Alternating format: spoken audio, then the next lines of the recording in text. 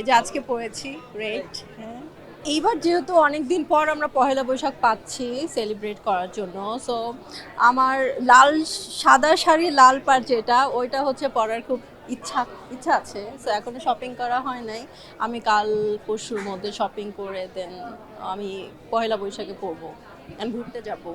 রং রিক্সা ride দিব, Tesla যেটা বলে রিক্সা রাইড, রিক্সাতে ঘুরবো। শাড়ি পরে তারপর সাজুগুজু করে পান্তা ভাত খাবো, তারপর রিক্সাতে ঘুরবো। রমনা বটমূলে যাব না, আমি গুলশানে শাহাবুদ্দিন পার্কে যাবো।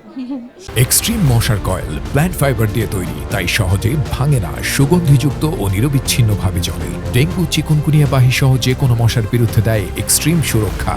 পেঁয়াজ না, কাঁচা পেঁয়াজ এমনি খাওয়া হয়েছে। পান্তা ইলিশ, তারপর আলু ভর্তা, হ্যাঁ খাওয়া হয়েছে।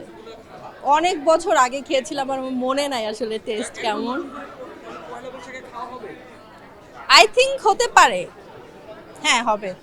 পয়লা বৈশাখে কি মারিয়া মিমকে একা দেখা যাবে নাকি সঙ্গীকে নিয়ে ঘুরবে? ও আমার তো একটা বয়ফ্রেন্ড হয়েছে, সো আমি তার সাথে ঘুরবো। হ্যাঁ তাহলে এবারে পয়লা বৈশাখটা মারিয়া মিমের জন্য একটু স্পেশাল। হ্যাঁ অবশ্যই স্পেশাল, কারণ হচ্ছে আমি এত বছরেও আসলে পহেলা বৈশাখ আমার কোনো বয়ফ্রেন্ডের সাথে সেলিব্রেট করা হয় নাই, সো দ্যাটস ওয়াই এই বছরটা করতে পারবো। সো পয়লা বৈশাখে বয়ফ্রেন্ডকে কি গিফট করা হয়েছে? আমি তো কোনো কিছু গিফট করি নাই, দেয় নাই তো কিছু। আহ, তার কাছে আমি হচ্ছে রিসেন্টলি হচ্ছে কাশ্মীরি চুড়ি বের হয়েছে না, হ্যাঁ ওইটা চাবো আমি তার কাছে। কাশ্মীরি চুড়ি, কাচের যেটা, ওইটা। হ্যাঁ কাচের চুড়ি, আলতা, নূপুর কেমন লাগে? আমার তো খুব ভালো লাগে কাচের চুড়ি, আলতা, নূপুর।